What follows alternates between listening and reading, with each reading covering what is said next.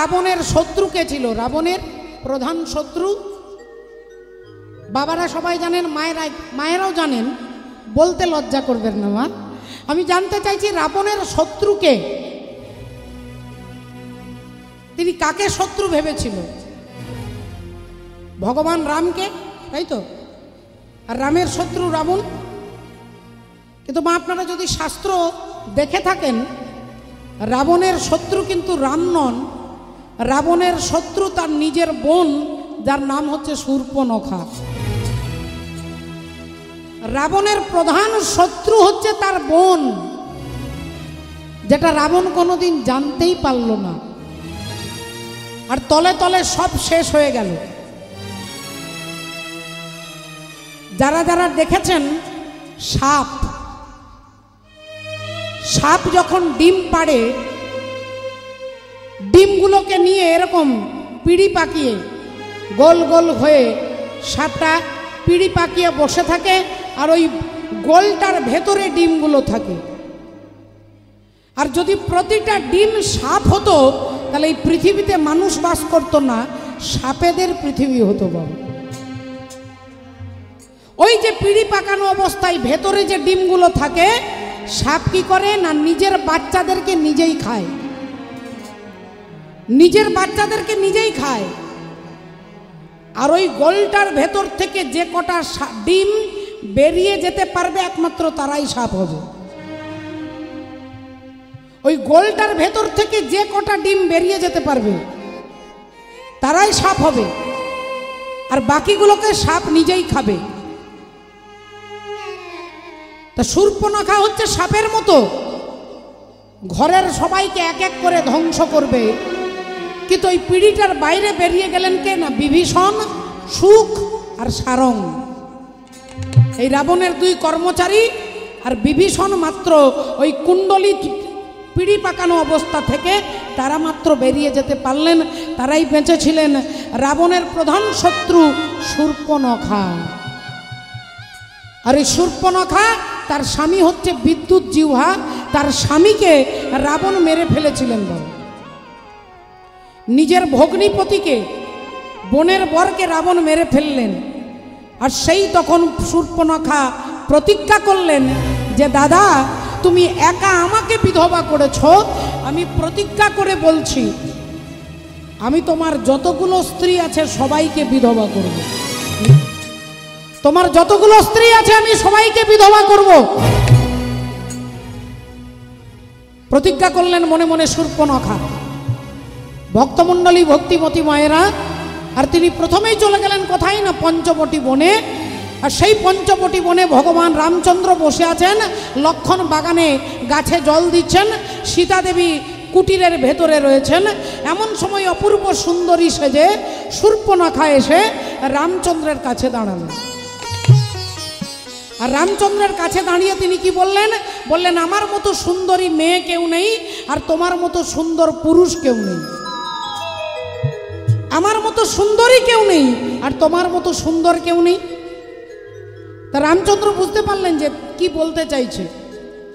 ইশারা করে বললেন যে দেখো, আমার স্ত্রী আছে, এই ঘরের ভেতরে আমার স্ত্রী আছে সীতা। তুমি এক কাজ করো, আমার ভাইয়ের কাছে চলে যাও, আমার ভাইয়ের কাছে চলে যাও।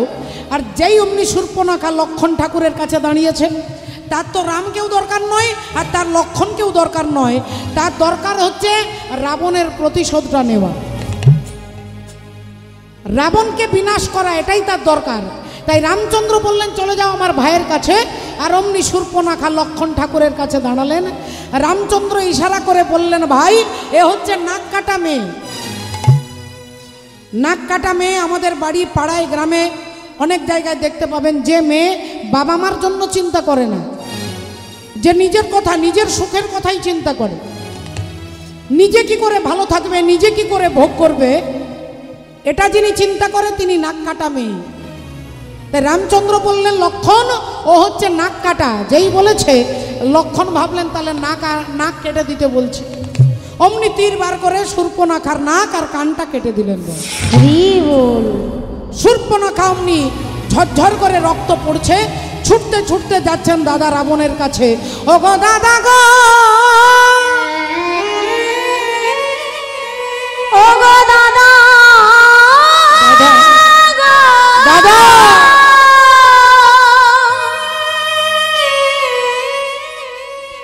গো দাদা গো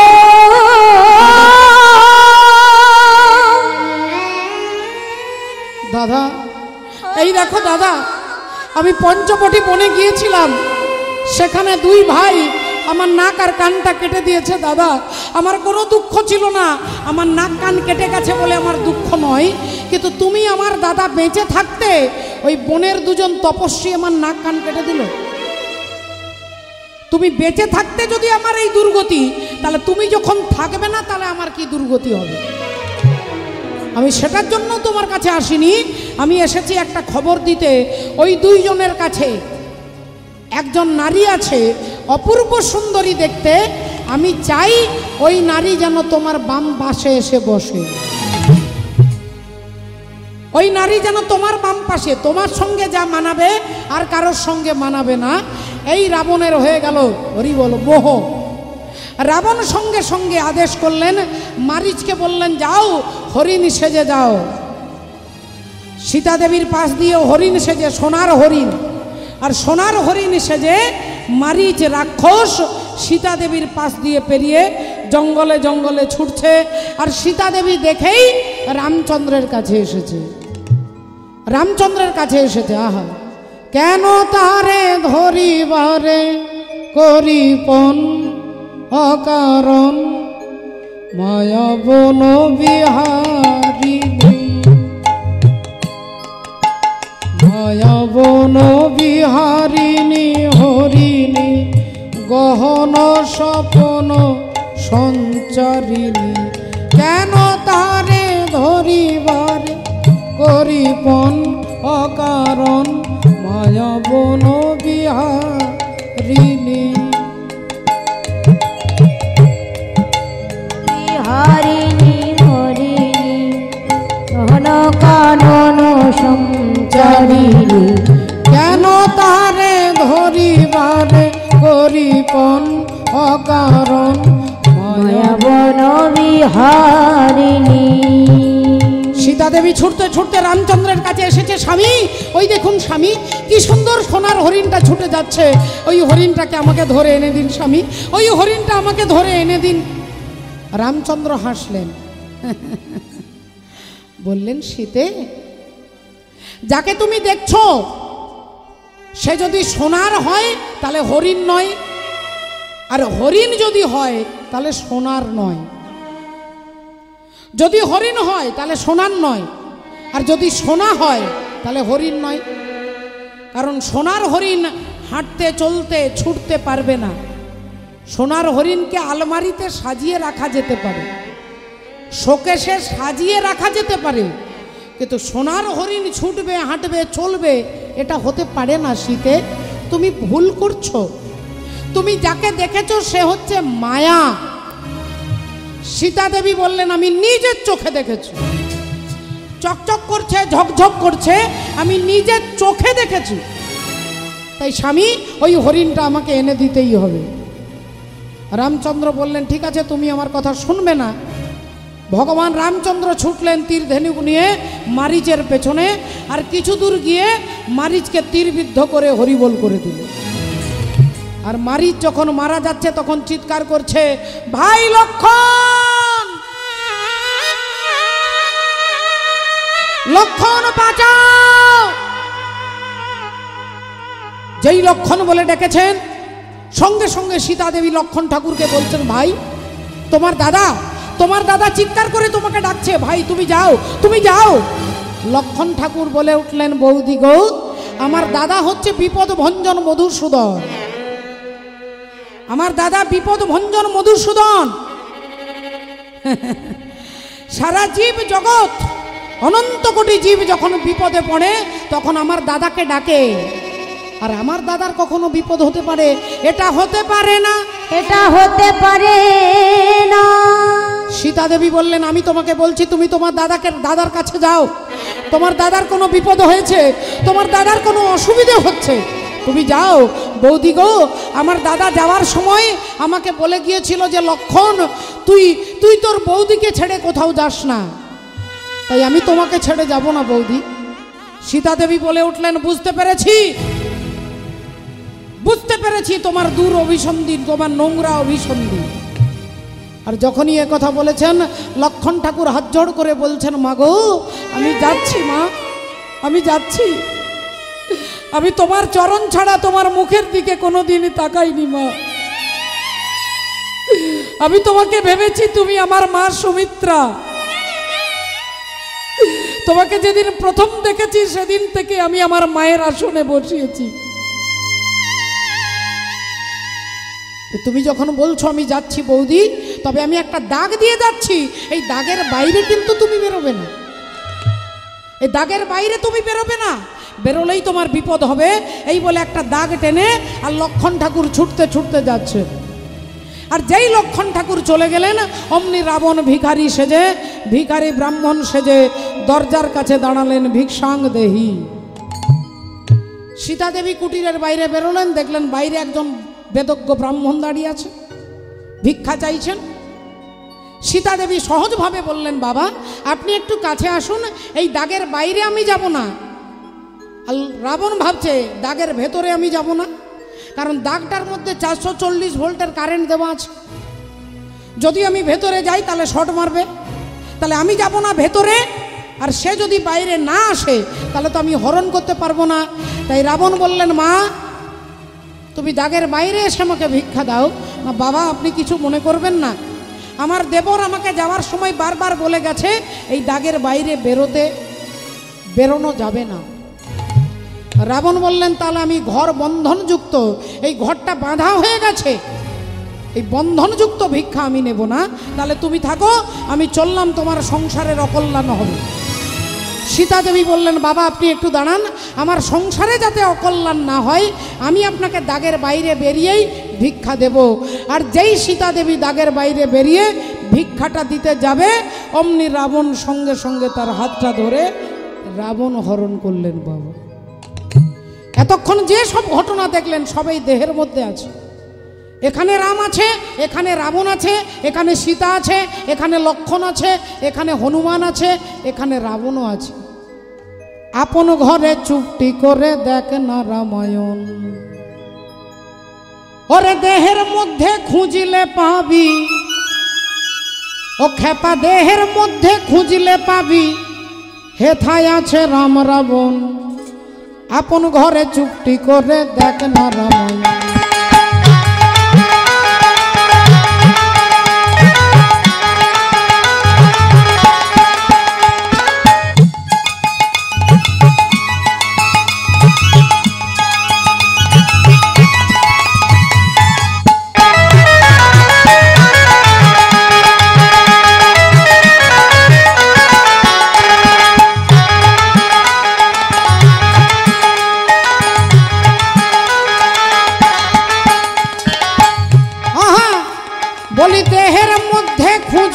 পাবি, আহা দেহের মধ্যে খুঁজিলে পাবি, বলি হেথায় আছে রাম রাবণ। আপন ঘরে চুপটি করে দেখ না রামায়ণ, আপন ঘরে চুপটি করে দেখ না রামায়ণ।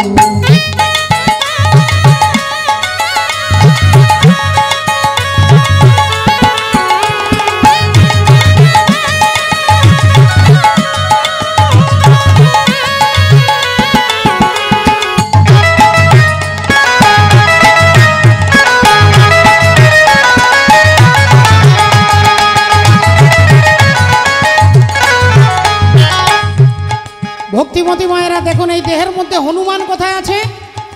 হনুমান যাচ্ছে বিশল্যকরণী আনতে লক্ষণকে বাঁচানোর জন্য। লক্ষণ শক্তিশালে পড়ে আছে, শক্তিশাল বান মেরেছে ইন্দ্রজিৎ, আর সেই লক্ষণ অজ্ঞান হয়ে পড়ে আছে। তিনি বাঁচবে কি করে? বলে বিশল্যকরণী গন্ধর্বমাধব পর্বত থেকে আনতে হবে। তাই সেই বিশল্যকরণী আনতে যাচ্ছে কে? না হনুমান। তাহলে আমার মধ্যে হনুমানকে না, হনুমান হচ্ছে মন। হনুমান যেমন দ্রুত গতিতে, মনোজবম মারুত তুল্য বেগম, মনের থেকে দ্রুত গতিতে চলতে পারে, সেটা হচ্ছে হনুমান। তাই আমাদের মন হচ্ছে হনুমান। হনুমান দেখবেন একটা ঘরে বেশিক্ষণ থাকে না, এক্ষুনি এই পাঁচিরে, এক্ষুনি আর এই পাঁচিরে, এক্ষুনি গাছের ডালে, এক্ষুনি ঘরের ছাদে। হনুমান যেমন লাফিয়ে বেড়ায়, আমাদের মন হচ্ছে হনুমান। এক্ষুনি হরিবাসরে আছে, এক্ষুনি ঘরে চলে যাবে, এক্ষুনি এই মন চলে যাবে কুম্ভে। প্রয়াগ ত্রিবেণী, এক্ষুনি এই মনটা আপনি আপনার বৃন্দাবনে নিয়ে যেতে পারবেন। আপনার ভাব যেমন হবে আপনার লাভ তেমন হবে। তাই তত্ত্বদর্শী মহাজন বলছে রাধে বলি মন রূপী হনুমানে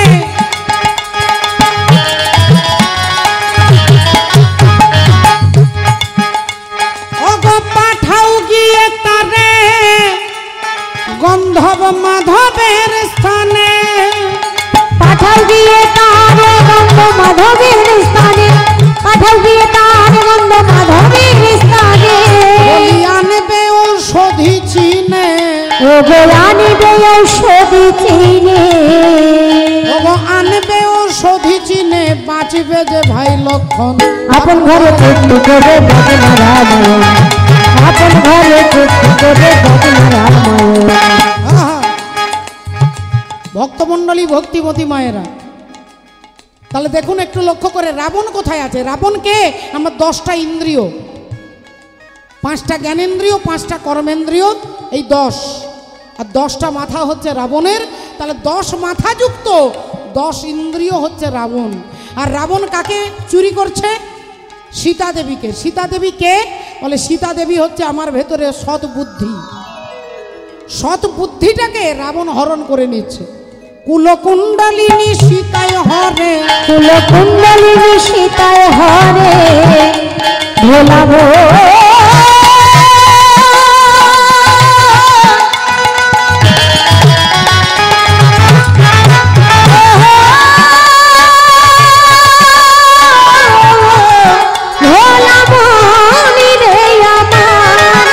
কুলকুণ্ডলিনী সীতায় হরে।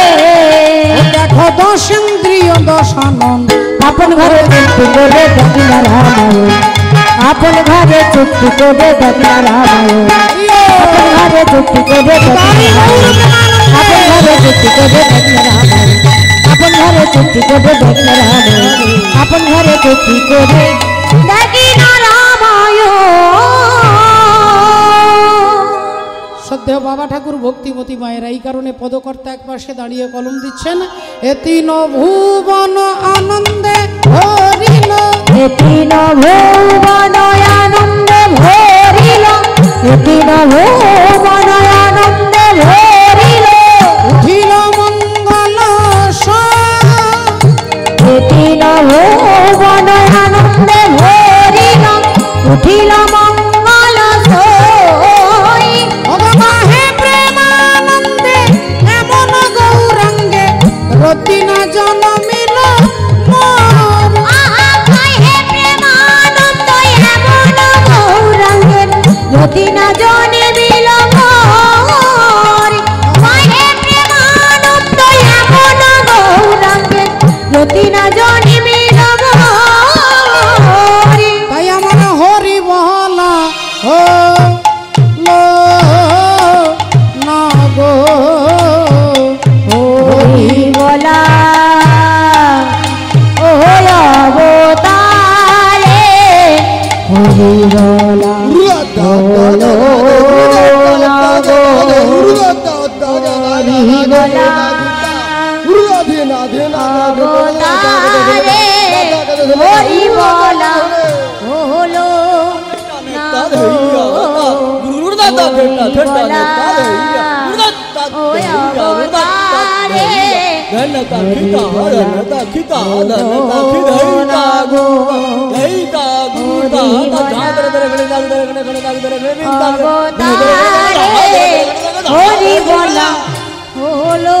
না গো, হরি বলা ও অবতারে, হরি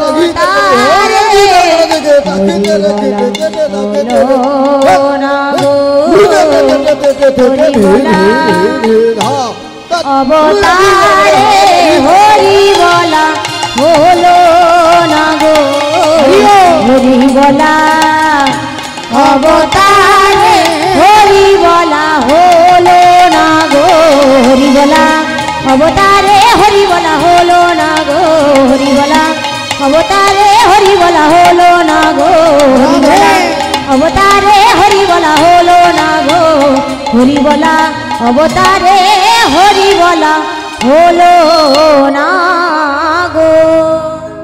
জয় জয় জগৎগুরু জগদে গুরু তুমি বাঞ্ছা কল্পতরু কল্পতরু সিক্ত কর তপ্ত মরু করুণা তোমার করুণা তোমারি তুমি মাতা তুমি পিতা তুমি জগতের ত্রাতা ত্রাতা কেহ নাই তোমা ভিন্ন কেহ নাহি তোমা ভিন্ন।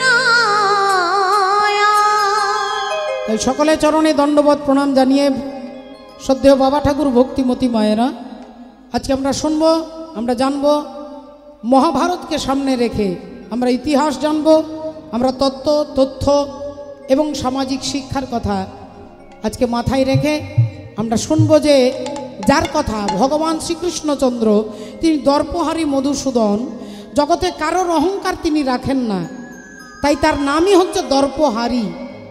তিনি দর্পকে হরণ করেন, অহংকারকে দমন করেন। আজকে কার অহংকার দমন করবেন না, তিনি হচ্ছেন তৃতীয় পাণ্ডব অর্জুনের অহংকারকে তিনি দমন করবেন। কেন করবেন, তার কারণ কি, তার তত্ত্ব কি, অর্জুনের কেন অহংকার হলো, এ কথা জানতে গেলে আজকে আমরা সরাসরি চলে যাব ভগবান শ্রীকৃষ্ণচন্দ্রের কাছে। আপনারা সকলে জানেন ভগবান কুরুক্ষেত্রের যুদ্ধে তিনি হলেন প্রধান নায়ক। 18 দিনের কুরুক্ষেত্রের যুদ্ধ শেষ হয়ে গেছে। রানী গান্ধারী অন্ধকার ঘরে বসে কাঁদছেন, পাশে একটা প্রদীপ জ্বলছে, চারিদিকে নিস্তব্ধ নিঝুম। মা বলে ডাকার মতো কেউ নেই।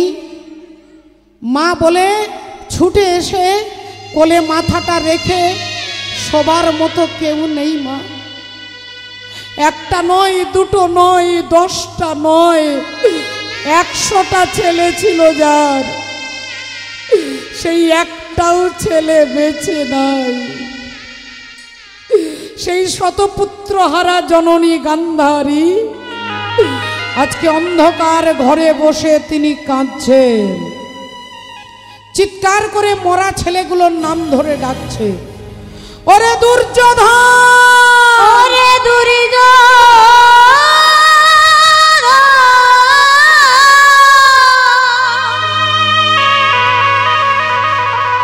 ওরে দুঃশাসন রে, একবার ফিরে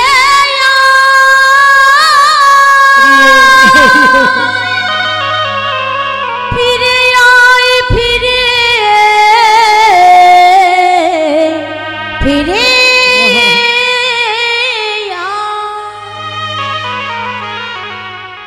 পরাণের দুর্যোধন রে,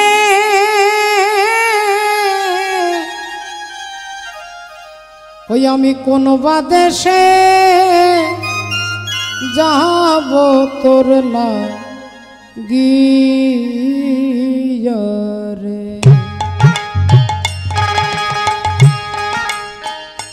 পরাণের দুর্যোধন রে,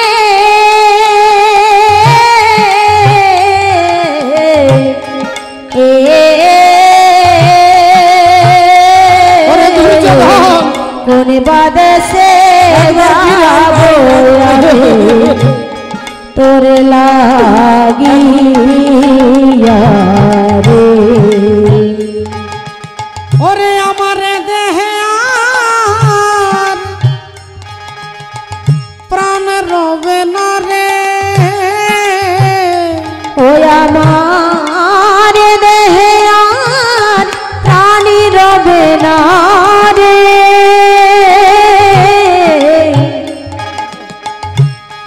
এ দেহে আর প্রাণী রবে না রে। আমি কোন বাদেশে যাব তোর লাগিয়া রে। পরাণের দুর্যোধন রে,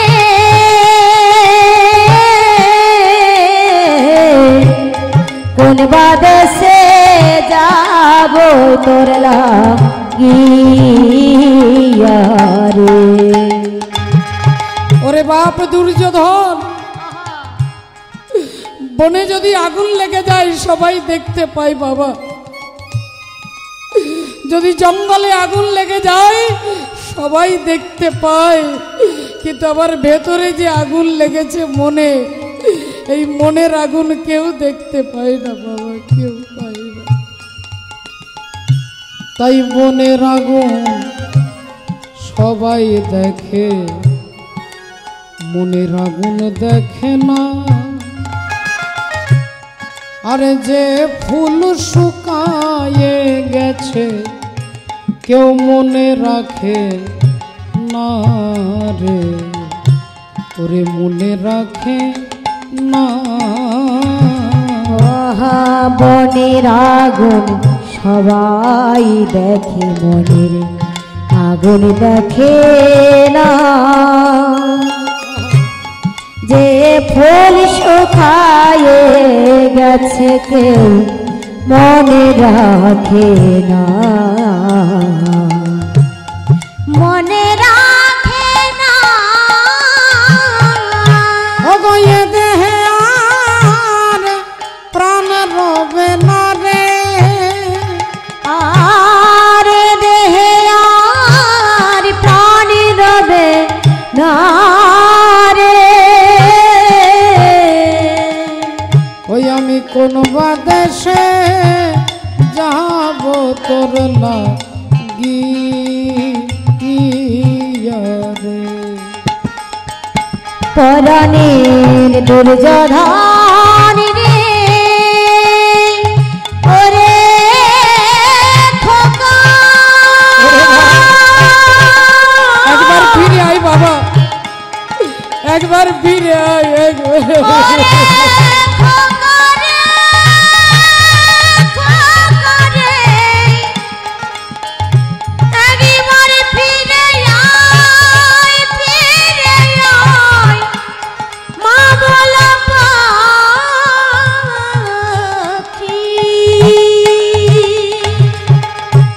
শ্রদ্ধেয় বাবা ঠাকুর ভক্তিমতী মায়েরা, মা গান্ধারী ঘরের অন্ধকারে বসে চিৎকার করে দুর্যোধন দুঃশাসন বলে কাঁদছে।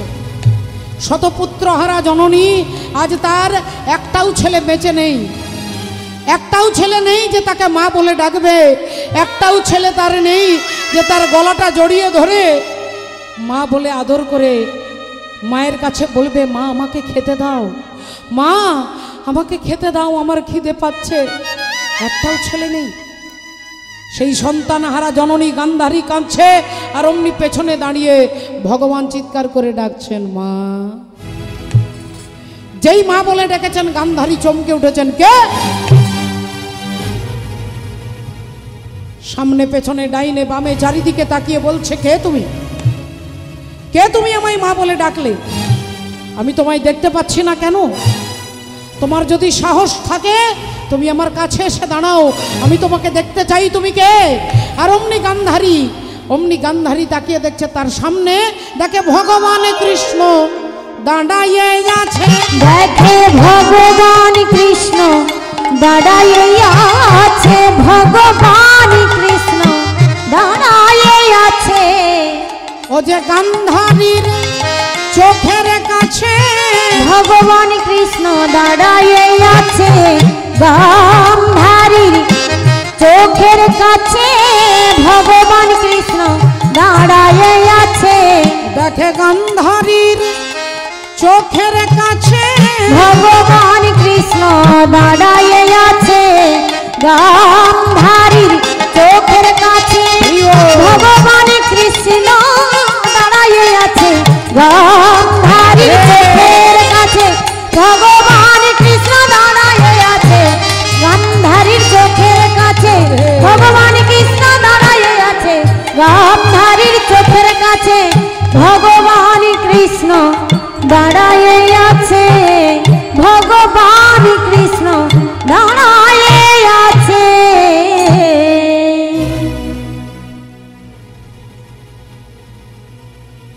আর যেই ভক্তমণ্ডলী ভক্তিপতি মায়েরা মা গান্ধারী ভগবান কৃষ্ণকে দেখেছে, যোগী যাকে যোকে পাই না, ঋষি যারে ধ্যানে পাই না, সেই ভগবানকে দেখে আঙুলটা তুলে বলে উঠল, তুমি সেই কৃষ্ণ,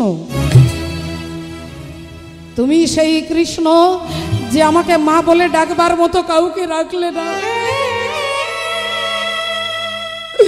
তুমি সেই কৃষ্ণ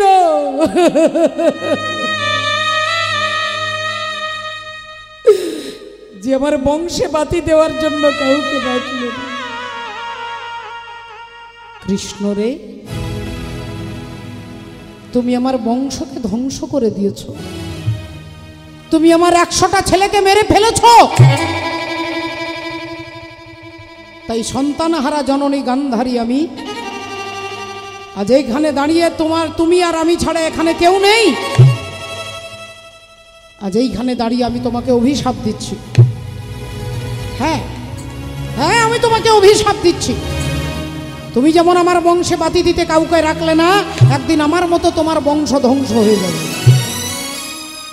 এ কথা যেই বলেছেন ভগবান শ্রীহরি একগাল মিষ্টি হেসে বললেন, মা ও মা, তোমার অভিশাপ আমি মাথায় তুলে নিলাম। মাথায় তুলে নিলাম, তোমার অভিশাপ আমি মাথায় তুলে নিলাম। মাগো, আমি কথা দিচ্ছি তোমার মতো আমারও যদু বংশ ধ্বংস হয়ে যাবে। কিন্তু হেই মা গান্ধারী, একটা কথা মনে রেখো মা। ও মা, তোমার ছেলেগুলোকে আমি মারিনি, মেরেছে তাদের কর্ম, মেরেছে তাদের কর্ম।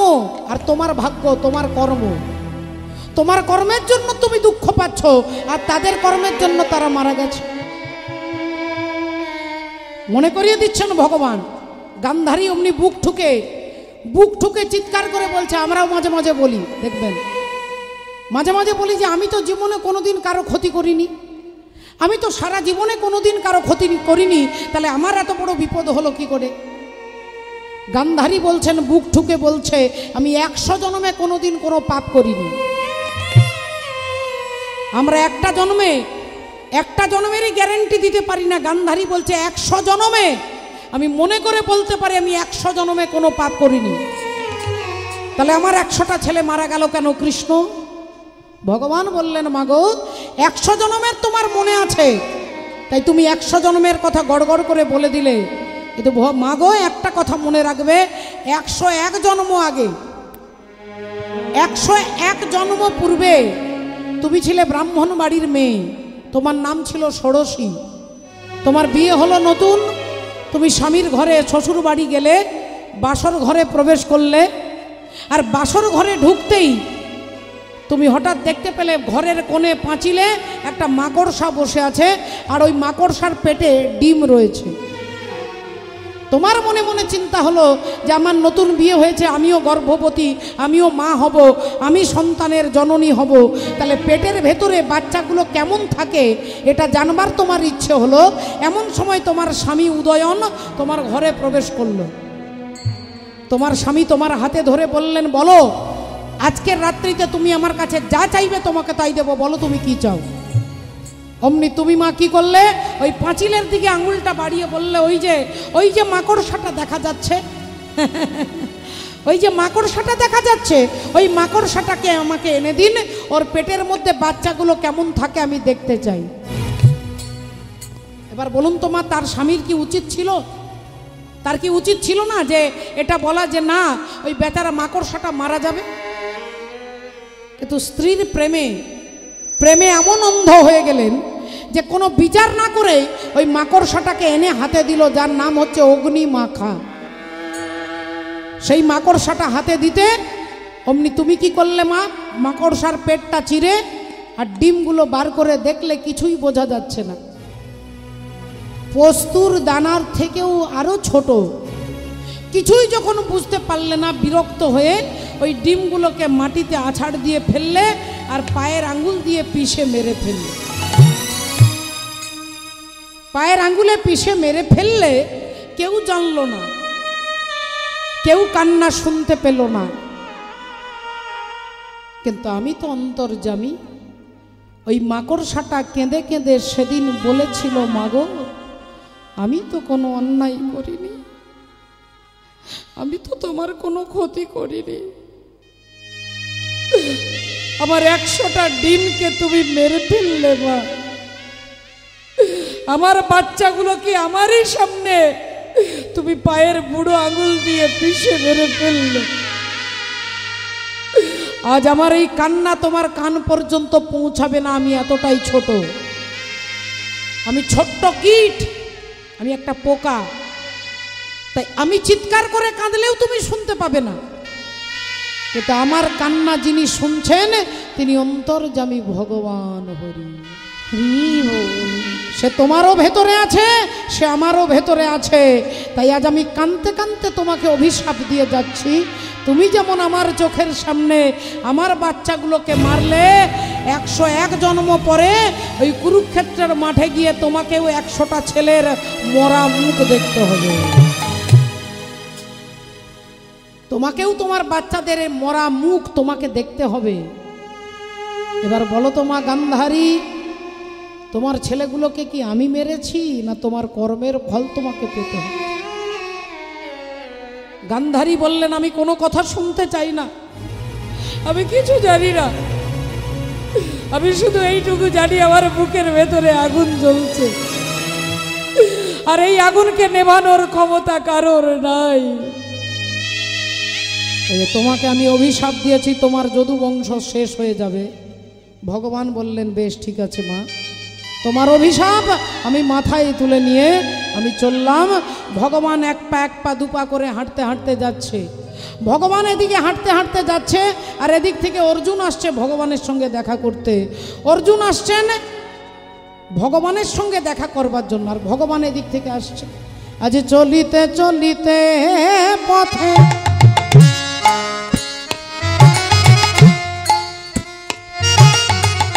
বলি হা গোবিন্দ বলি ডাকে, আহা চলে যাহাই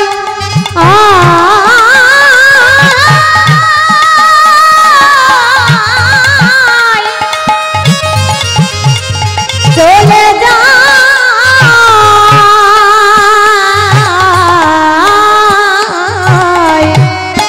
চলিতে চলিতে পথে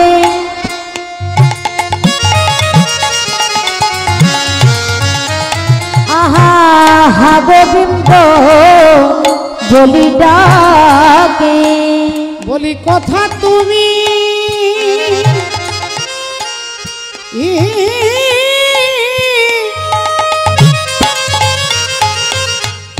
অগদিনের দয়াল হরি হে,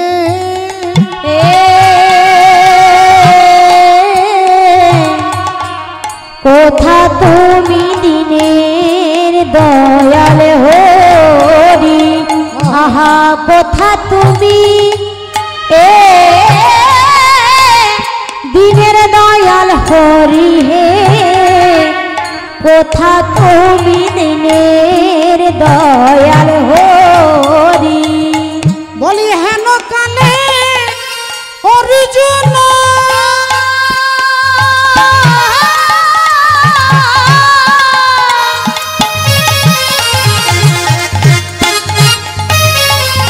এসে দাঁড়ালো তখন,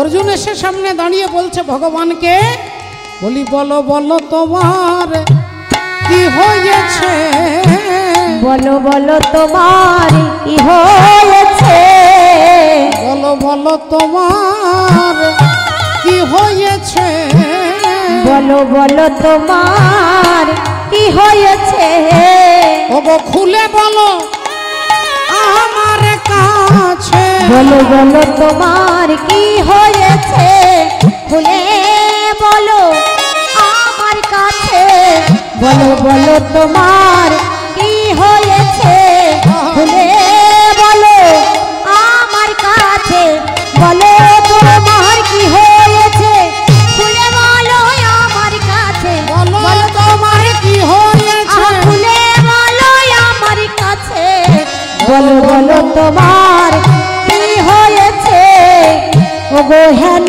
কালে অর্জুন সে দাঁড়ায়, হেন কালে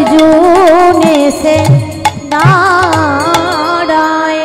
অর্জুন ভগবানের কাছে দাঁড়িয়ে ভগবানের দিকে তাকিয়ে বলে উঠলেন, কৃষ্ণ তোমার মুখটা শুকিয়ে গেছে কেন?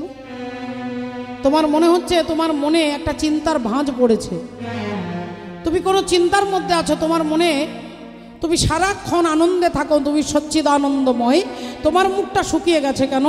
ভগবান অমনি অর্জুনের গলাটা জড়িয়ে ধরে বললেন, অর্জুন তোমার জেঠিমা আমাকে অভিশাপ দিয়েছে। অর্জুন বললেন, আমার জেঠিমা?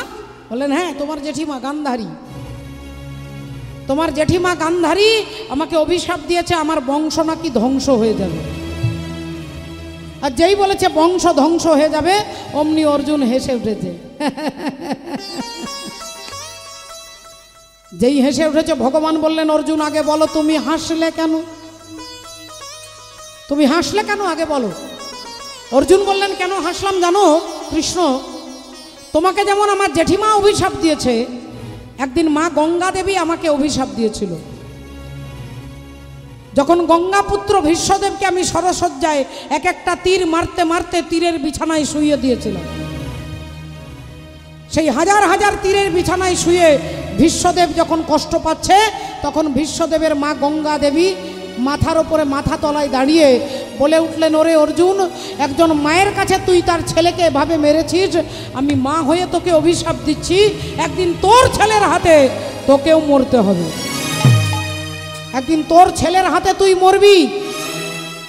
এই যেই এ কথা বলেছে, অর্জুন বলছেন, এবার বলো তো কৃষ্ণ, তাহলে মা গঙ্গা যে আমাকে অভিশাপ দিল, সেই অভিশাপটা কি কোনোদিন সত্যি হবে? কোনোদিন সত্যি হবে না, কোনোদিন হবে না। কেন? বলে আমার কোনো ছেলেই বেঁচে নেই, আমার ছেলে অভিমন্যু চলে গেছে, আমার ছেলে শ্রুতকীর্তি চলে গেছে, আমার পুত্র ইরাবণ চলে গেছে, সব মারা গেছে, আমাকে মারবার মতো আমার একটাও ছেলে বেঁচে নেই। তাহলে মা গঙ্গা যে বলল যে একদিন তোর ছেলের হাতে তুই মরবি, তাহলে আমার ছেলেরাই তো কেউ বেঁচে নেই, তাহলে কে আমাকে মারবে? কে আমাকে মারবে? তাহলে অভিশাপটা মিথ্যে হলো না? তেমনি তুমিও চিন্তা করো না কৃষ্ণ, ওই গান্ধারীর অভিশাপ কোনোদিন সত্যি হবে না, তুমি ওসব ভুলে যাও। ভগবান অন্তর্যামী হরি তিনি ভাবলেন, আচ্ছা তোমার এত অহংকার, তাহলে এই অহংকারটাকে তো চূর্ণ করতে হবে। অর্জুন তোমার অহংকারকে চূর্ণ করতে হবে। তাই ভগবান চালাকি করে কথাটা ঘুরিয়ে দিয়ে বলছে, এক কাজ করো অর্জুন, ওসব কথা বাদ দাও, আগে তুমি বলো তোমার দাদা যুধিষ্ঠির তিনি যে অশ্বমেধ যজ্ঞ করছেন, তা অশ্বমেধ যজ্ঞের ঘোড়া ছুটতে ছুটতে ছুটতে ধরুন দক্ষিণ 24 পরগনার ওপর দিয়ে যাচ্ছে, দক্ষিণ 24 পরগনার রাজা যদি ঘোড়াটাকে ধরে, তাহলে পঞ্চপাণ্ডবের সঙ্গে যুদ্ধ হবে, যুদ্ধে যিনি জিতবে দক্ষিণ 24 পরগনা তার হয়ে যাবে। ঘোড়া যদি হাওড়া জেলার ওপর দিয়ে ছোটে, এবার হাওড়ার রাজা যদি ঘোড়াটাকে না ধরে, তাহলে হাওড়া জেলাটা পঞ্চপাণ্ডবের হয়ে যাবে। যে ধরবে তার সঙ্গে যুদ্ধ হবে, আর যে ধরবে না সে বিনা প্রতিদ্বন্দ্বিতায় ওই রাজ্যটা পঞ্চপাণ্ডবের হয়ে যাবে। তাই অশ্বমেধ যজ্ঞের ঘোড়া ভয়ে কেউ ধরছে না, আর সমস্ত রাজ্য পঞ্চপাণ্ডবের হয়ে যাচ্ছে। এখন সেই ঘোড়াটা কোথায়, কত দূর গেছে, তোমার কি কোনো খবর আছে? অর্জুন বললেন, অশ্বমেধ যজ্ঞের ঘোড়া এখন যাচ্ছে কোন রাজ্যের ওপরে জানো কৃষ্ণ? এখন যাচ্ছে মণিপুর রাজ্যের ওপর দিয়ে। মণিপুর রাজ্যের ওপর দিয়ে অশ্বমেধ যজ্ঞের ঘোড়া যাচ্ছে। মণিপুরে ছিল রাজা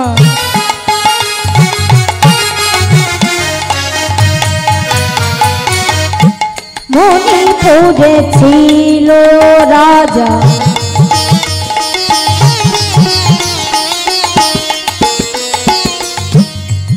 বব্রুবাহন না,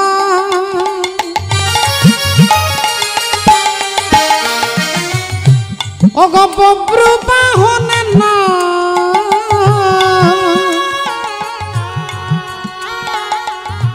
বব্রুবাহন না। আর মণিপুরে ছিল রাজা বব্রুবাহন না, বব্রুবাহন না, বব্রুবাহন না। আর ধর্মে কর্মে ছিল মতি, রাজা অতি গুণবান। গুণবান। আহা ধরতে কর্মে আছে মতি অতি গুণবান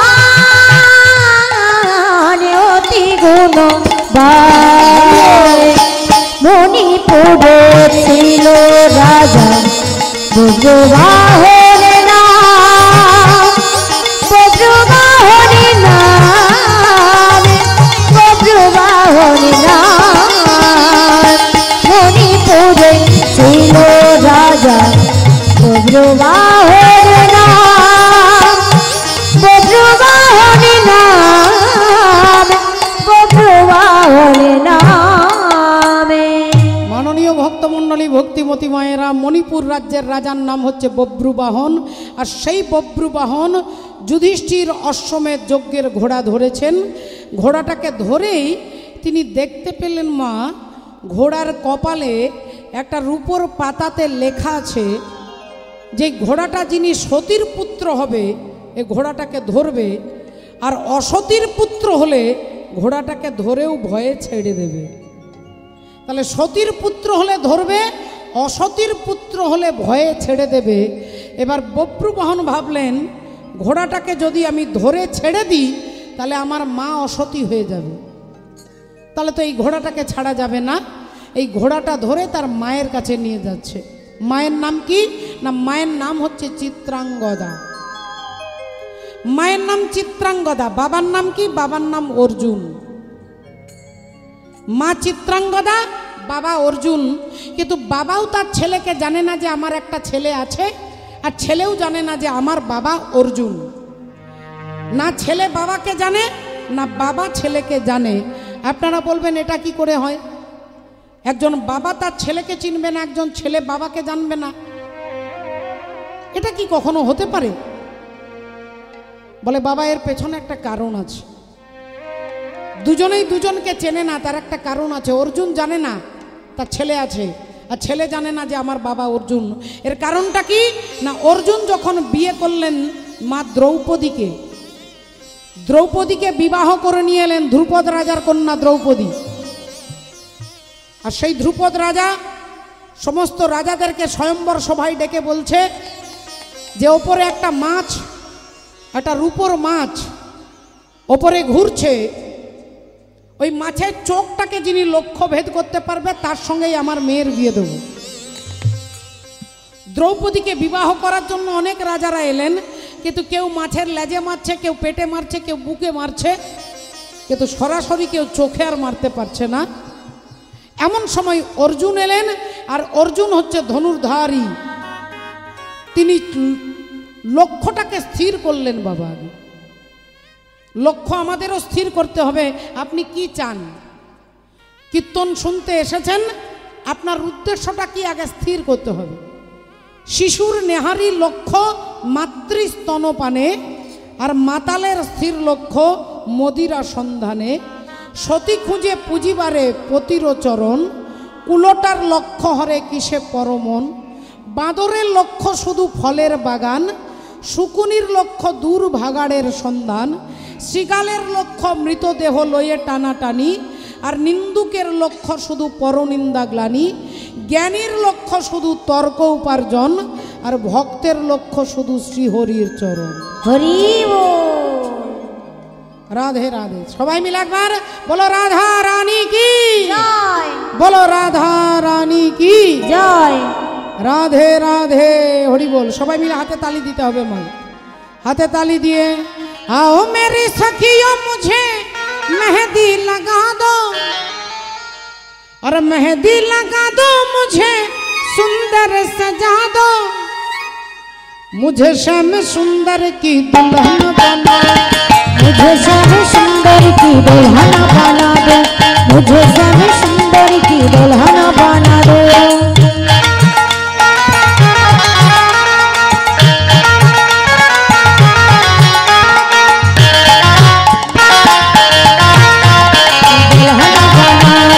मुझे श्याम सुंदर की दुल्हन बना दो। आओ मेरी सखियों मुझे मेहंदी लगा दो, आओ मेरे सखिया में मेहंदी लगा दो, आओ मेरे सखिया से मेहंदी लगा दो।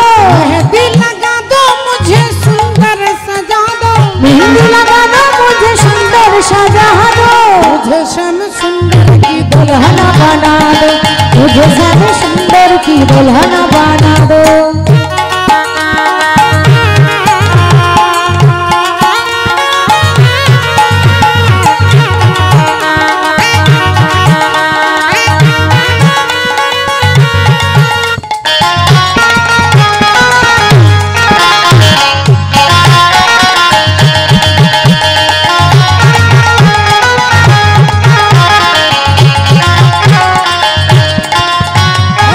सत्संग ने मेरी बातें चलाई बात चला दी सत्संग ने मेरी बातें चलाई सदगुरु ने मेरी किन्हीं रे सगाई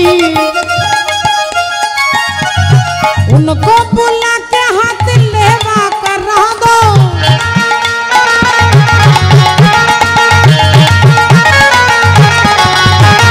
मुझे श्याम सुंदर की दुल्हन बना दो मुझे श्याम सुंदर की दुल्हन बना दो ऐसी बरु दुल्हे जो कबहू न टूटे ऐसी बरु दुल्हे जो कबहू न छूटे अटल सुहाग पिया बिंदिया लगा दो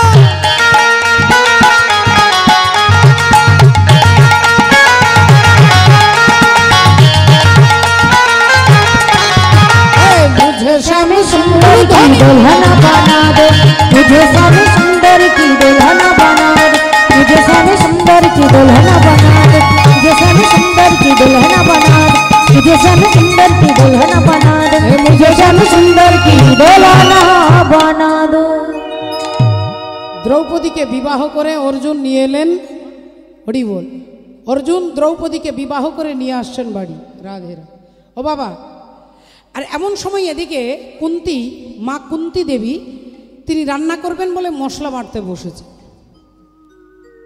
এখন অর্জুন দ্রৌপদীকে বিয়ে করে নিয়ে আসছে এসে তো আর মাকে বলতে পারছে না যে মা আমি কি এনেছি মা বলছে দেখুন মা ও মা দেখো আজকে ভিক্ষাই কি এনেছি যেই এ কথা বলেছে কুন্তি দেবী না দেখে না জেনে না বুঝে বলে উঠলেন বাবা যা এনেছিস আমাকে বাদ দিয়ে তোরা 5 ভাই মিলে সমান ভাগে ভাগ করে নে যা এনেছিস তোরা 5 জনে মিলে ভাগ করে নে ছেলে অর্জুন বললেন মা লক্ষ্মী মা গো ও মা একবার দেখো না মা দেখো না কি এনেছি আরে বাবা বললাম তো যা এনেছিস 5 জনে মিলে ভাগ করে নে মা গো দুবার হয়ে গেছে ও মা তোমার কাছে অনুরোধ করে বলছি মা একবার বাইরে বেরিয়ে এসে দেখো একটাবার বাইরে বেরিয়ে এসে দেখো কি এনেছি সঙ্গে সঙ্গে কুন্তি দেবী বললেন আরে বাবা বললাম তো যাব না যাব না যাব না যা এনেছিস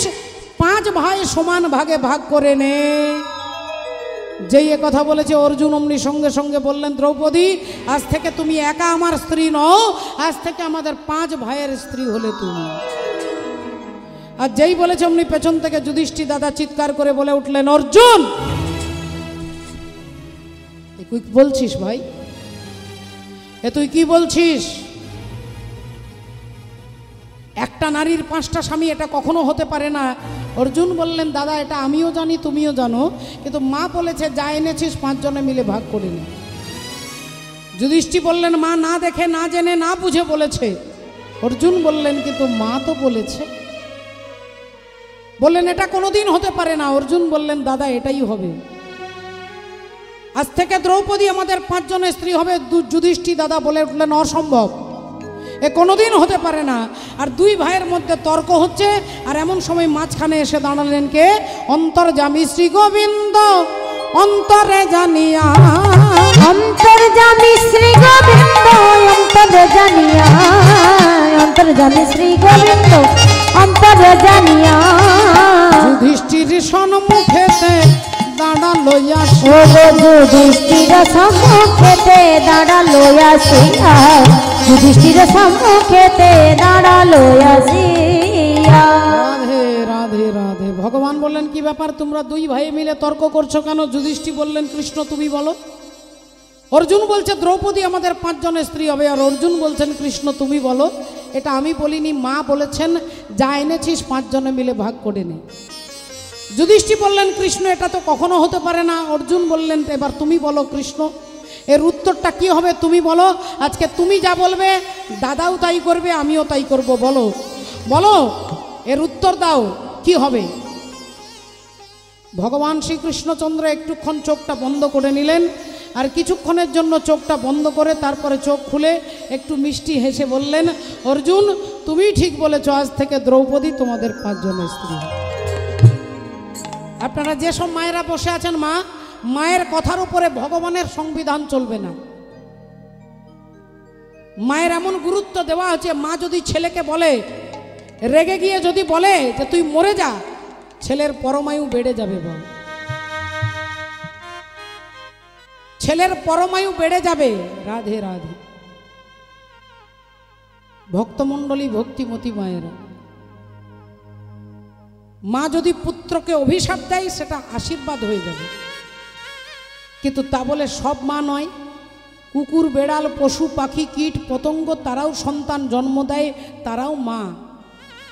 কিন্তু শাস্ত্র একটা জায়গা ফাঁক রেখে দিচ্ছেন, মা বলে যিনি সতী নারী হবেন, যিনি কৃষ্ণ ভক্তি পরায়ণা নারী হবেন। যিনি কৃষ্ণ ভক্তি পরায়ণা নারী হবেন, শুধু মা হলে নয়, ভক্তি পরায়ণা নারী মা যদি যা বলবে ভগবানের কলম সেখানে চলবে না। তাই ভগবান বললেন আজকে কুন্তী দেবী যা বলেছে তাই হবে, ওই দ্রৌপদী 5 জনের স্ত্রী হবে। যুধিষ্ঠির মাথাটা নিচু করে নিলেন, অর্জুন মাথা নিচু করে নিলেন, দুজনেই মেনে নিলেন। এরা মেনে নিল, কিন্তু আমরা মানতে পারি না। আমরা মানতে পারি না যে একটা নারীর 5টা স্বামী। অনেকে হাসে, অনেকে টোন কাটে, অনেকে হাসাহাসি করে, যুবক যুবতী উল্টো পাল্টা কথা বলেন, কিন্তু মা এটা বাইরের কথা নয়, এটা তত্ত্বের কথা। আর যদি তত্ত্বের দিকে বিচার করে দেখেন, তাহলে দ্রৌপদীর শুধু 5টা স্বামী নয়, আমাদের সবার 5টা স্বামী। সেই 5 জন স্বামী কে কে না? যুধিষ্ঠির, ভীম, অর্জুন, নকুল, সহদেব। যুধিষ্ঠির হচ্ছে ক্ষিতি অফ তেজ মরুদ বোম। আর এই 5টা তত্ত্ব দিয়ে আমাদের দেহটা তৈরি হয়। এটা পঞ্চায়েতি ধর্মশালা, এটা পঞ্চতত্ত্বের দেহ। এর মধ্যে মাটি আছে, জল আছে, আগুন আছে, আকাশ তত্ত্ব আছে। এই দেহটাই 5টা ভূত দিয়ে তৈরি, তাই এর নাম হচ্ছে পঞ্চভৌতিক দেহ, প্রাকৃত দেহ। 5টা ক্ষিতি অপ তেজ মরুদ বোম। তাহলে সেটা তো দ্রৌপদীর শুধু নয়, আমরাও তো এই দেহটাকেই আমি আমার চৈতালি মনে করি, এটাকেই তো আমি আমার মনে করি, আমার দেহ আমি। তাহলে এটাই হচ্ছে পঞ্চভৌতিক দেহ। এ হচ্ছে তত্ত্বের কথা বাবা। রাধে রাধে। তত্ত্বের কথা। ভক্তমণ্ডলী, ভক্তিমতী মায়ের তত্ত্বদর্শী মহাজন এই কারণে বলছে, ওরে খেপা করবি যদি হরির ভজন, তবে ছাঁচার জল মড়কচাই ওঠা। ছাঁচার জল মড়কচাতে ওঠাতে বলছে। ছাঁচা মানে নিচ, ছাঁচতলা মানে নিচ। জলটা যখন বৃষ্টি হলে নিচে পড়ে এটাকে ছাঁচতলা বলে, আর ওপরটাকে বলে মড়কচা। ও খেপা করবি যদি হরির ভজন, তবে ছাঁচার জল মড়কচাই ওঠা। হরি ভজন করো একা হরি সাধন। হরি ও হরি ভজন করো একা, হরি সাধন করো একা।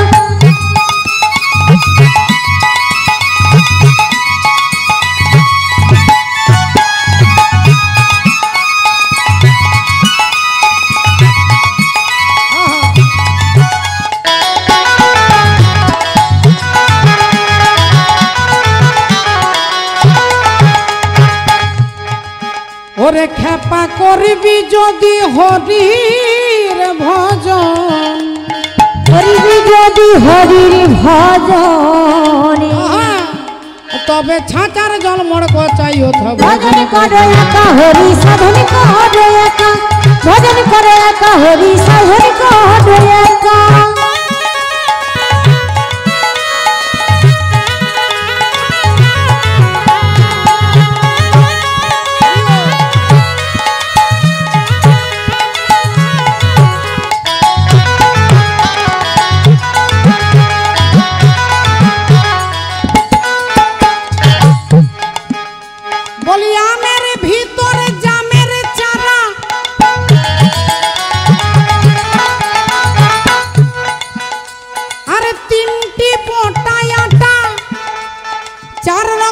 ফল ধরেছে 5 রকমের মিঠা, 4 রকমের ফল ধরেছে 5 রকমের মিঠা, 4 রকমের ফল ধরেছে 5 রকমের মিঠা। ও তোর ঘরে আছে 6 জন চোর, ও তোর ঘরে আছে 6 জন চোর, ও তোর ঘরে আছে 6 জন চোর। বিচার করে সেটা হরি ভজন করে একা হরি সাধন করে একা, ভজন করে একা হরি সাধন করে একা। ও খেপা করবি যদি হরির ভজন, খেপা করিবি যদি হরির ভজন, তবে ছাতার জল মোর পচাই ওঠা। ভজন করে একা হরি সাধন করে একা, ভজন করে একা হরি সাধন করে একা, ভজন করে একা হরি সাধন করে একা, ভজন করে একা হরি সাধন করে একা, ভজন করে একা হরি সাধন করে একা। যুধিষ্ঠির বললে উঠলেন, কৃষ্ণ তোমাকে একটা সমস্যার সমাধান করতে হবে। একজনের যদি 5টা স্বামী হয় কি করে সংসার হবে? বললেন 1 বছর দ্রৌপদী, 1 বছর যুধিষ্ঠির কাছে, 1 বছর ভীম, 1 বছর অর্জুন, এভাবে সকলের কাছে থাকবে। আর যখন দ্রৌপদী যার ঘরে থাকবে সেই ঘরে যদি কেউ বিনা অনুমতিতে প্রবেশ করে তাকে 12 বছরের জন্য নির্বাসনে যেতে হবে। দ্রৌপদী যার ঘরে থাকবে, যদি ভীমের ঘরে থাকে সেই ঘরে কেউ ঢুকতে পারবে না, যদি যুধিষ্ঠির ঘরে থাকে সেই ঘরে কেউ ঢুকবে না, যদি ঢুকে যায় তাহলে তাকে 12 বছরের জন্য নির্বাসনে সবাইকে ছেড়ে চলে যেতে হবে। নিয়ম করে দিলেন, সেই নিয়ম অনুযায়ী চলতে লাগলো সময়। এভাবে সময় চলতে চলতে চলতে একদিন অর্জুন বাগানে কাজ করছে, যুধিষ্ঠির দাদা দুপুরবেলায় সেবা করে শুয়েছে, আর দ্রৌপদী স্বামীর চরণ সেবা করছে, স্বামীর সঙ্গে কথা বলছে, চরণ সেবা করছে। আর এমন সময় একজন ব্রাহ্মণ পেছন থেকে চিৎকার করতে করতে আসছে, বাঁচা আমায় বাঁচা, আমায় বাঁচা, বাঁচাও বাঁচাও বাঁচাও, আমায় বাঁচা, অর্জুন আমায় বাঁচা। অর্জুনের কাছে হাত জোড় করে বেদজ্ঞ ব্রাহ্মণ দাঁড়িয়ে বলছে, অর্জুন আমাকে বাঁচাও। অর্জুন চমকে গেলেন, ব্রাহ্মণের দিকে তাকিয়ে দেখলেন, আহা, চুলগুলো উস্কো খুস্কো হয়ে আছে, চোখ দুটো থেকে ছটছট করে জল পড়ছে, বেদজ্ঞ ব্রাহ্মণ ভাষা বলতে পারছে না। অর্জুন অমনি হাত জোড় করে বলছেন, হে ব্রাহ্মণ, আপনি বলুন, আপনি কি বলবার জন্য এসেছেন বলুন। ব্রাহ্মণ নিজেকে একটু স্থির করে বলে উঠলেন, অর্জুন, আমার বাড়িতে আর কিছু নেই, কতগুলো শাস্ত্র, কতগুলো গ্রন্থ আছে, ভাগবত পুরাণ আদি, আর একটা গাভী মাতা আছে, একটা গরু আছে, এই দুটোকে নিয়ে আমি সংসার করি। আর ওই গাভী মাতাকে আজকে একটা জঙ্গল থেকে বাঘ টেনে নিয়ে চলে যাচ্ছে, আর ওই গাভী মাতাকে যদি মেরে ফেলে আমার সংসারে আর কিছুই থাকবে না। অর্জুন তুমি বাঁচাও, তুমি বিরাট বড় বীর, তুমি ধনুর্ধারী অর্জুন, তুমি আমার গাভীকে বাঁচাও, অর্জুন বাঁচাও। অর্জুন বললেন, দেখুন হে বেদজ্ঞ ব্রাহ্মণ, আমি যদি আপনার সাহায্য করতে পারতাম আমি নিজেকে খুব খুশি মনে করতাম, কিন্তু সমস্যা হলো বাঘটাকে মারতে গেলে যে ধনুক দরকার, সেই গান্ডীব ধনুকটা এখন দাদা যুধিষ্ঠির ঘরে রয়ে গেছে, যে ঘরে দ্রৌপদী তার স্বামীর চরণ সেবা করছে, সেই ঘরে আমার ধনুকটা রয়ে গেছে, আমি বাঘটাকে মারবো কি করে? ব্রাহ্মণ বললেন, তাহলে তুমি অর্জুন ক্ষত্রিয়ের ধর্ম পালন করবে না। ক্ষত্রিয়ের ধর্ম হচ্ছে সর্জং তেজর ধীতির দাক্ষং যুদ্ধে চাপ্য পলায়নম দানমিশ্চর ভাবশ্চ ক্ষাত্রং ধর্ম স্বভাবজম। ক্ষত্রিয়ের ধর্মই হচ্ছে অনাশ্রয়কে আশ্রয় দেওয়া, ক্ষত্রিয়ের ধর্মই হচ্ছে কোনো বিপদগামী ব্যক্তিকে সাহায্য করা। তাহলে তুমি আমাকে সাহায্য করবে না? অর্জুন বললেন, একটু দাঁড়ান, একটু দাঁড়ান, আমার ভুল হয়ে যাচ্ছিল, আপনি দাঁড়ান।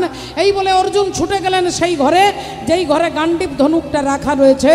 অর্জুন ওই গান্ডীব ধনুকটাকে এনে আর জঙ্গলের বাঘটাকে হত্যা করে গাভী মাতাকে ব্রাহ্মণের হাতে ফিরিয়ে দিলেন। ব্রাহ্মণ অর্জুনের মাথায় আশীর্বাদ করে তিনি গাভী মাতাকে নিয়ে চলে গেলেন। অর্জুন এবার এসে দাঁড়িয়েছে, দেখুন তিনি ভুল করেছে। কথা ছিল ওই ঘরে যিনি ঢুকবে তাকে 12 বছরের জন্য নির্বাসনে চলে যেতে হবে। ঘর বাড়ি সবাইকে ছেড়ে জঙ্গলে থাকতে হবে, গাছের তলায় থাকতে হবে, পাহাড়ের গুফাতে থাকতে হবে। অর্জুন হাত জোড় করে সবাইকে ডেকে বলে উঠলেন, আমি চলে যাই, আমি চলে যাই, আমি চলে যাই। ও মা জননী জনম ভবে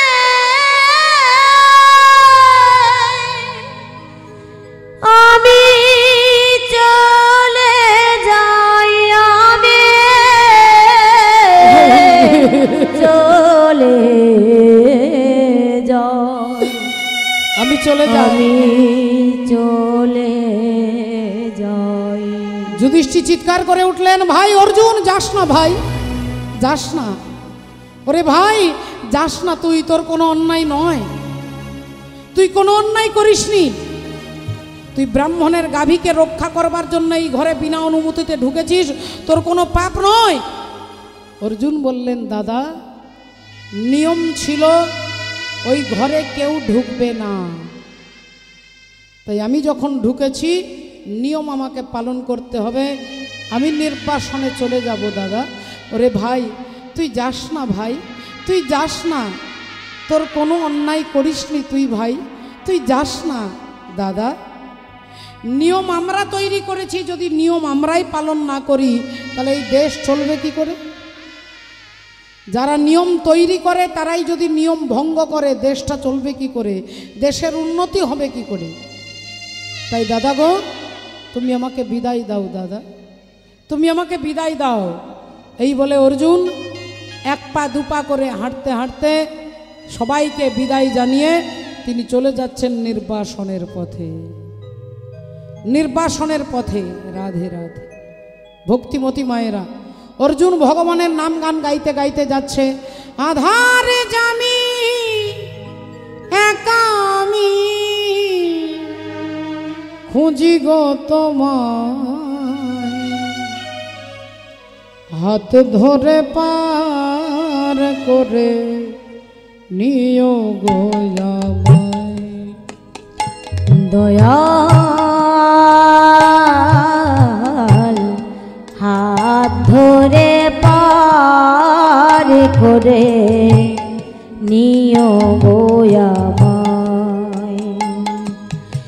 আধার জামি একা আমি খুঁজি গো তোমায়, হাত ধরে পার করে নিও গো আমায়। দয়াল হাত ধরে পার করে নিও গো আমায়।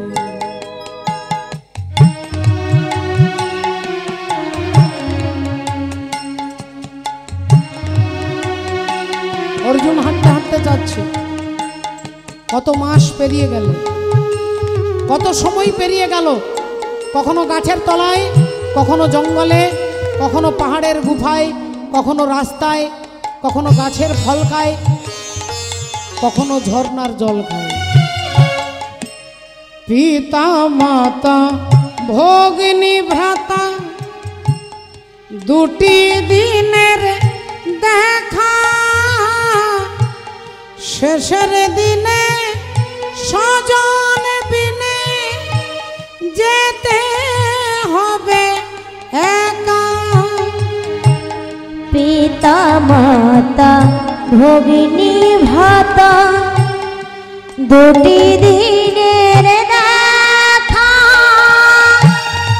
শেষের দিনে স্বজন বিনে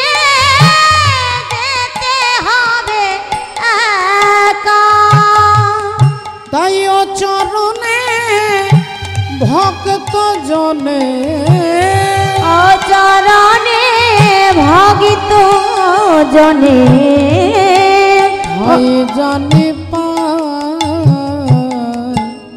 হাত ধরে পার করে নিও গো আমায় দয়াল হাত ধরে পার করে নিও গো আমায় আধার জানি একা আমি খুঁজি গো তোমায় হাতে ধরে পারি করে নিও গো আমায় দয়াল হাতে ধরে পারি করে নিও গো আমায়। মাননীয় ভক্তমণ্ডলী ভক্তিমতী মায়েরা, কত সময় পেরিয়ে গেল, 1 বছর 2 বছর 5 বছর 8 বছর 10 বছর পেরিয়ে গেল, নির্বাসনের সময় 11 বছর হয়ে গেল। আর অর্জুন হাঁটতে হাঁটতে চলতে চলতে কত গ্রাম, কত শহর, কত রাজ্য, কত নদী, কত পাহাড় জঙ্গল পেরিয়ে হাঁটতে হাঁটতে অর্জুন চলে এসেছে কোথায় না, মণিপুর রাজ্যে। মণিপুর রাজ্যে অর্জুন চলে এসেছে। অর্জুন জানে না যে এটা মণিপুর রাজ্য, অর্জুন জানে না যে এই রাজ্যটার নাম মণিপুর রাজ্য। তিনি এসে একটা জঙ্গলে গাছের তলায় হাতের ওপরে মাথাটা রেখে শুয়ে পড়েছে। বল, এখন অর্জুন ঘুমিয়ে গেছে, ঠান্ডা বাতাস গায়ে লাগছে, ক্লান্ত অর্জুন ঘুমিয়ে গেছে, হাতের ওপরে মাথাটা রেখে শুয়ে পড়েছে। আর এই দিকে মণিপুর রাজ্যের একমাত্র মেয়ে, তার নাম হচ্ছে চিত্রাঙ্গদা। আর ওই চিত্রাঙ্গদা তিনি রাজকুমারী, কিন্তু রাজপুত্রের পোশাক পরতেন, ধুতি পাঞ্জাবি। ধুতি পাঞ্জাবি পরেছে, লম্বা লম্বা চুলগুলোকে খোঁপা করে ওপরে তুলে মাথায় মুকুট পরেছে। দেখলে সবাই মনে করে রাজপুত্র, কিন্তু তিনি রাজপুত্র নন, রাজকুমারী। তাই রাজপুত্র সেজে হাতে ধনুর্বাণ, কোমরে তলোয়ার, ঘোড়ার পিঠে চেপে তিনি রাজ্য দর্শন করতে যাচ্ছেন। তিনি রাজ্য দর্শন করতে যাচ্ছেন। এদিকে চিত্রাঙ্গদা, এদিকে অর্জুন গাছের ছায়ায় শুয়ে আছে। এখন ঘোড়া ছুটতে ছুটতে ছুটতে এসে অর্জুনের কাছে দাঁড়িয়ে গেছে। চিত্রাঙ্গদা ভাবছে যে যে লোকটা শুয়ে আছে রাস্তায়, না আছে কোনো বিছানা, না আছে কোনো বালিশ, মাটির উপরে শুয়ে পড়েছে, দেখতে খুব সুন্দর, বড় বড় চুল, বড় বড় দাড়ি, বড় বড় গোঁফ হয়ে গেছে, কারণ এতদিন হয়ে গেছে, গায়ের রংটা পাল্টে গেছে। তা অর্জুনকে দেখে তো চিত্রাঙ্গদা চেনে না, ভাবছেন লোকটা ঘুমিয়ে পড়েছে, বালিশ নেই, বিছানা নেই, কিছু নেই, তাহলে কি আমি কি একে ডিঙিয়ে, না ডিঙিয়ে তো যাওয়া যাবে না।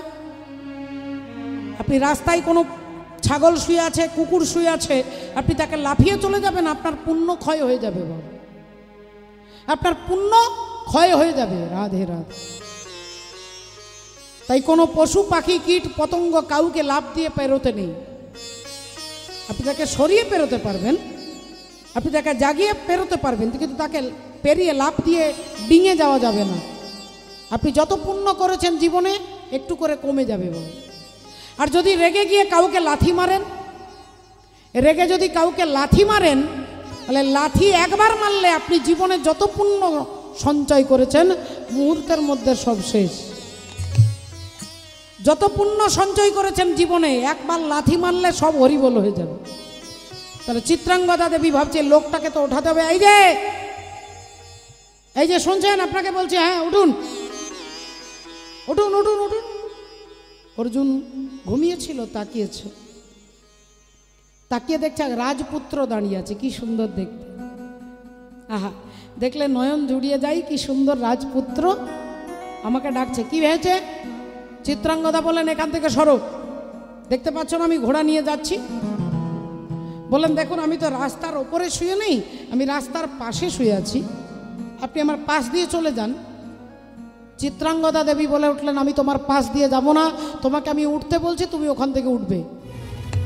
অর্জুন বললেন, না আমি এখান থেকে তো উঠবো না, এখান থেকে আমি উঠবো না, আপনি আমার পাশ দিয়ে চলে যান। চিত্রাঙ্গদা দেবী বললেন আমি তোমার পাশ দিয়ে যাব না, তোমাকে উঠতে হবে, আমি তোমাকে বলছি তুমি ওঠো। আর অর্জুন বললেন আমি এখান থেকে উঠবো না। চিত্রাঙ্গদা রেগে গিয়ে বলে উঠলেন তোমাকে হাতে ধরে টেনে আমি রাস্তা থেকে ছুঁড়ে ফেলে দিতে পারি। অর্জুন বললেন আচ্ছা এত ক্ষমতা আপনার? তুমি একটা সামান্য বাচ্চা ছেলে, তুমি রাজপুত্র, আর তুমি আমাকে ছুঁড়ে ফেলে দেবে, তোমার এত ক্ষমতা? তা বেশ ঠিক আছে, তাহলে তুমি আমাকে ছুঁড়ে ফেলে দাও। আর যেই চিত্রাঙ্গদা অর্জুনের হাতে ধরে টান দিতে যাবে, অর্জুন উল্টো দিক থেকে টানটা দিয়েছে। অর্জুন উল্টো দিক থেকে টানটা যেই দিয়েছে, চিত্রাঙ্গদা অর্জুনের পায়ে পড়েছে, একবারে হুমড়ি খেয়ে পায়ে পড়ে গেছে। আর যেই চিত্রাঙ্গদা পড়লো, ওমা তার মাথার মুকুটটা আগে খুলে পড়লো। আর মাথার মুকুটটা যখন খুলে পড়লো, পিঠ ভর্তি চুল একবারে খুলে গেল, এক রাশি একগুচ্ছ চুল পিঠের মধ্যে। অর্জুন দেখে লজ্জা পেয়ে গেলেন, চিত্রাঙ্গদা দেবী একটু বিব্রত হয়ে গেলেন। অর্জুন ভাবছে তাহলে যাকে আমি রাজপুত্র ভেবেছি, এ তো রাজপুত্র নয়, এ তো রাজকুমারী। চিত্রাঙ্গদা বললেন কে তুমি? তোমার সাহস দেখে আমি অবাক হয়ে যাচ্ছি, তুমি কে? অর্জুন বললেন আগে আপনি বলুন আপনি কে? আমি হলাম চিত্রভানু রাজার কন্যা, আমার নাম চিত্রাঙ্গদা। অর্জুনও বললেন আমি হলাম তৃতীয় পাণ্ডব অর্জুন। যেই বলেছে অর্জুন, অমনি চিত্রাঙ্গদা দেবীর কি আনন্দ, সঙ্গে সঙ্গে হাসতে হাসতে বলছে আপনি সেই অর্জুন, আপনি সেই অর্জুন যার নাম আমি ছোটবেলা থেকে শুনছি। আমার মায়ের মুখে, আমার জেঠিমার মুখে, আমার ঠাকুমা দিদিমার মুখে, আমি সকলের মুখে আপনার নাম ছোটবেলা থেকে শুনছি। আপনি কি সেই অর্জুন? অর্জুন বললেন আপনি কি শুনেছেন আমি বলতে পারবো না, তবে আমি তৃতীয় পাণ্ডব অর্জুন। আমাকে বাদ দিয়ে আরো অনেক অর্জুন থাকতে পারে, অর্জুন অনেকের নাম হতে পারে। আপনি কোন অর্জুনের কথা বলছেন আমি তো জানি না, তবে আমি তৃতীয় পাণ্ডব অর্জুন। যেই বলেছে চিত্রাঙ্গদা দেবী বললেন হ্যাঁ আমি আপনার নামই শুনেছি, আর যেদিন থেকে আপনার নাম শুনেছি সেদিন থেকে মনে মনে আপনাকেই আমি স্বামীর আসনে বসিয়েছি। মনে মনে আপনাকে স্বামীর আসনে বসিয়েছি। মিলন রাতি ডুব দিয়েছে চাঁদের সাগরে, মিলন রাতি ডুব দিয়েছে চাঁদের সাগরে।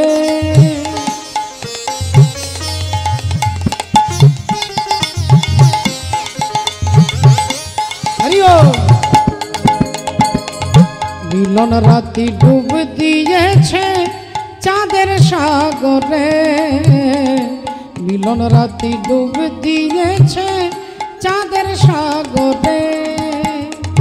তারার মালা জড়িয়ে ধরে, তারার মালা জড়িয়ে ধরে, তারার মালা জড়িয়ে ধরে, ওগো বাঁকা সাগরে মিলন রাতি ডুব দিয়েছে সাগরে, মিলন রাতি ডুব দিয়েছে চাঁদের সাগরে। হ্যাঁ হ্যাঁ হ্যাঁ আপনি সেই অর্জুন, আমি আপনাকে বিয়ে করতে চাই। আহা রাধে। মিলন রাতি ডুব দিয়েছে চাঁদের সাগরে, মিলন রাতি ডুব দিয়েছে চাঁদের সাগরে। কি বলছে দেখুন, রাধে রাধে। চিত্রাঙ্গদা দেবীর মনের বাসনাটা কি, আমি ছোটবেলা থেকে আপনার কথা চিন্তা করতে করতে আমি ভেবে নিয়েছি আপনাকে ছাড়া কাউকে বিয়ে করব না, আপনাকে ছাড়ার কাউকে বিয়ে করব না। মধুর রাতি মিলন ছায়া,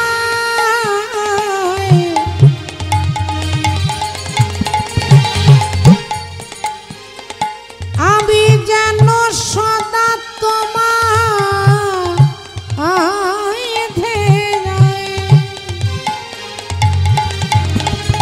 মিলনাতি মধুর ছায়ায় সদাই যেন তোমায় বলি, আমি যেন তোমায় পাই, আমি যেন তোমায় পাই, বাসনা মনে মিলন রাতি ডুব দিয়েছে চাঁদের সাগরে মিলন রাতি ডুব দিয়েছে চাঁদের সাগরে মিলন রাতি ডুব দিয়েছে চাঁদের সাগরে। ভক্তমণ্ডলী ভক্তিমতী মায়েরা, চিত্রাঙ্গদা দেবী হাত জোড় করে অর্জুনকে প্রণাম করে বলছেন, যেদিন থেকে আপনার নাম শুনেছি আমি আপনাকেই স্বামীর আসনে বসিয়েছি, তাই আপনি আমাকে গ্রহণ করুন। আজ থেকে আমি আপনার বাগদত্তা, আপনার স্ত্রী। অর্জুন বললেন, বেশ, তাহলে গান্ধর্ব মতে তোমার সঙ্গে আমার বিয়ে হলো। ভাবলেন এখনও বাকি আছে 8 মাস সময় বাকি আছে 12 বছর হতে। এই 8 মাস অর্জুন কি করলেন? চিত্রাঙ্গদা দেবীকে বিবাহ করলেন। ধীরে ধীরে দিন দেখতে দেখতে পেরিয়ে যায়। 1 মাস, 2 মাস, 4 মাস, 5 মাস পেরিয়ে গেছে। অর্জুন ভাবলেন আর মাত্র কয়েকটা মাস বাকি আছে, 12 বছর হলে আমি দাদা যুধিষ্ঠির কাছে চলে যাব, আমি মা কুন্তী দেবীর কাছে চলে যাব। এই ভাবনা ভাবতে ভাবতে দেখতে দেখতে আর কয়েকটা মাস পেরিয়ে গেল। অর্জুন ভাবলেন আগামী কাল সকালবেলায় চিত্রাঙ্গদাকে রেখে আমি চলে যাব আমার দাদার কাছে, আমি চলে যাব আমার মায়ের কাছে।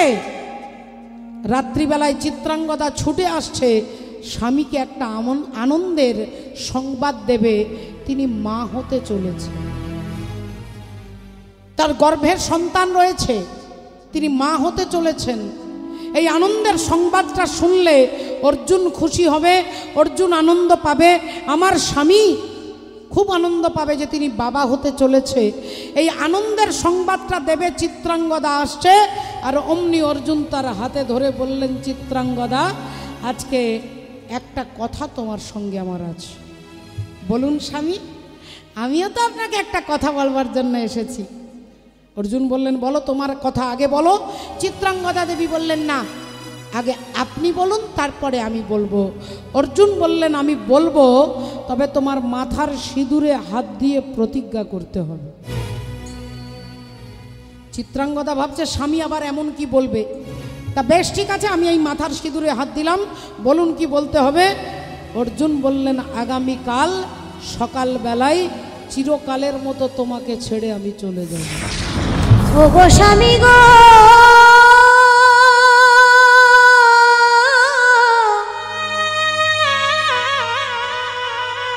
না না এ হতে পারে না,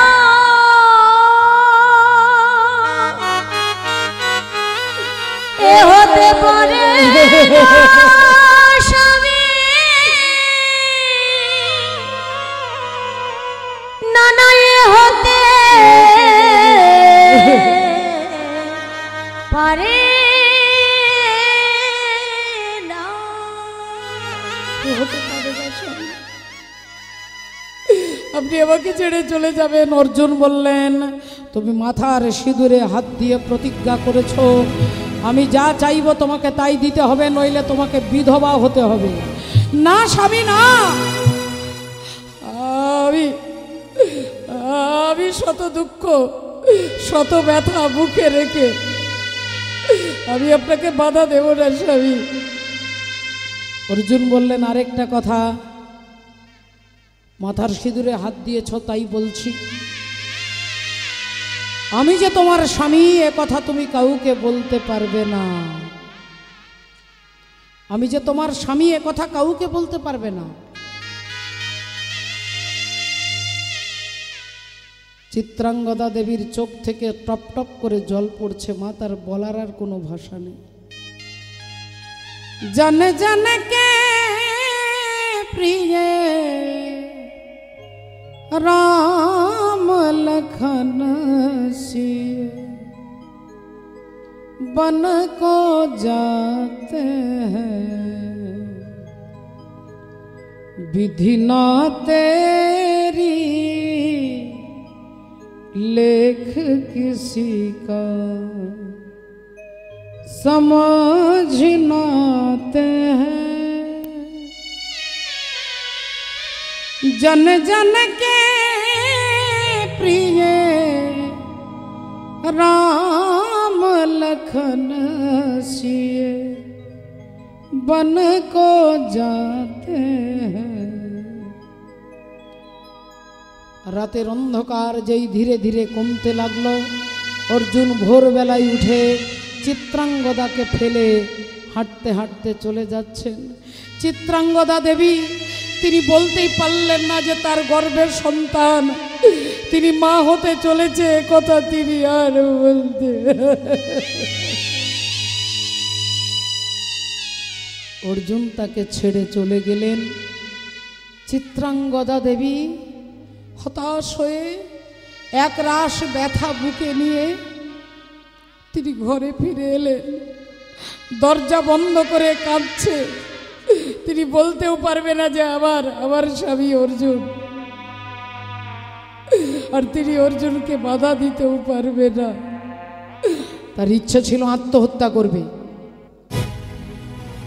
ইচ্ছে ছিল আত্মহত্যা করবে, কিন্তু আত্মহত্যা করতে পারছে না। গর্ভের সন্তান আছে, এই বাচ্চা ছেলেটার কথা মনে করে মা আত্মহত্যা করতে পারছে না। দিনে দিনে গর্ভের সন্তান ধীরে ধীরে বড় হতে লাগলো। দেখতে দেখতে 10 মাস 10 দিন পরে সেই সন্তান জন্ম নিল, যার নাম হলো অর্জুন পুত্র বব্রুবাহন। ছেলেটার নাম হলো বব্রুবাহন। সূর্যের মতো যার প্রকাশ, সূর্যের মতো যার জ্যোতি, সেই বব্রুবাহন জন্ম নিল মা। যখন খুব ছোট্ট ছিল তখন আলাদা কথা, ছেলে যখন একটু একটু করে কথা বলতে শিখেছে, 2-3 বছর বয়স, তখন মায়ের আঁচলটা ধরে বলে, মা, মা গো, আমার বাবা কোথায়? বলো না মা, আমার বাবা কোথায়? আমি আমার বাবাকে দেখতে চাই। আমার বন্ধুদের সবার বাবা আছে, তাহলে আমার কেন বাবা নেই? বলো না মা, বলো না। মা কি করে বলবে বাবা? মাঝে সিঁদুরে হাত দিয়ে প্রতিজ্ঞা করেছে, তাই মা তো বলতে পারবে না। ছেলে যেমন যেমন বড় হয় তত বেশি জোর দিয়ে মাকে জিজ্ঞাসা করে, মা, আমার বন্ধুদের 2 হাত, আমার 2 হাত, তার 2 পা, আমার 2 পা, তার মাথা, আমার মাথা, তাহলে তার বাবা আছে কেন, আমার বাবা নেই? অসহায় মা, অভাগিনী মা কি করবে? ছেলেকে একটা নাড়ু, একটা বাতাসা হাতে দিলে ছেলে ভুলে যায়। ছেলেকে কোলে নিয়ে কখনো বাইরে বেরিয়ে যায়, ছেলে ভুলে যায়। প্রতিদিন জিজ্ঞাসা করে আমার বাবা কোথায়, আর প্রতিদিন মা একটা না একটা ছলনা করে। কিন্তু ছেলে যখন বড় হয়ে গেছে, মাকে জিজ্ঞাসা করছে, বলো মা, বলো, বলো মা, আমার বাবা কোথায়? মা শুধু কাঁদছে, বলো না মোরে, কাঁদাইছ কেন, করিছ কেন ছলনা? আর বলো না মোরে, কাঁদাইছ কেন, করেছ এত ছলনা? বলো না মোরে, কাঁদাইছ কেন, করিছ কেন ছলনা? আর বলো না মোরে, কাঁদাইছ কেন, করেছ এত ছলনা? আমি অনেক কেঁদেছি আর কাঁদিতে পারি না, আমি অনেক কেঁদেছি আর কাঁদিতে পারি না। ওগো ব্যথা দিয়ে কেন চলে যাও, দেখা কি মরে দেবে না? আর বলো না মনে, কাঁদাইছ কেন, করেছ এত ছলনা? বলো না মনে, কাদাইছো কেন করেছো এত ছাড়